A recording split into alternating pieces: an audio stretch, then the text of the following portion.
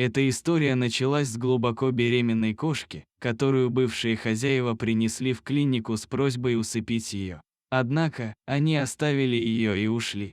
Вскоре после этого родились 3 котенка, 2 девочки и мальчик.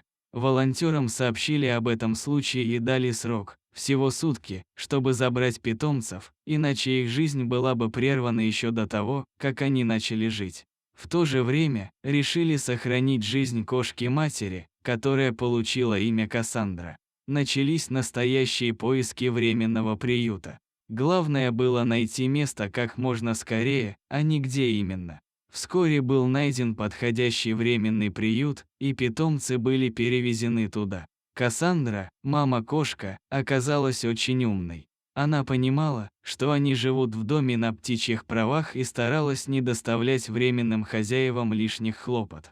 Вскоре временные хозяева попросили забрать всю семью, так как они уезжали в командировку в другой город.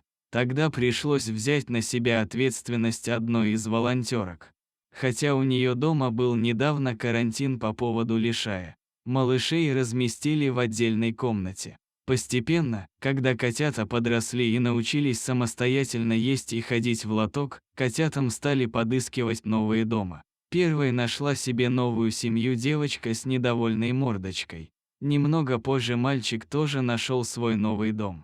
Остались только Кнопочка и мама-кошка. Кошечку Кассандру стерилизовали и начали искать для нее новую семью. Но прошло довольно много времени, около 8 месяцев, и кандидатов было не так много. Более того, те, кто проявлял интерес, не устраивали куратора, то недостаток выгула, то проблемы с ребенком, то еще что-то. Однако, в один прекрасный день на улице Кассандры случился настоящий праздник. Ей удалось найти новую семью, готовую принять ее в свой дом. Она переехала туда и стала частью этой замечательной семьи. Осталась только одна кошечка по имени Кнопочка. И за этот период семья волонтера сильно привязалась к ней. Они приняли решение оставить ее у себя, чтобы она стала 5-й хвостатой членом семьи.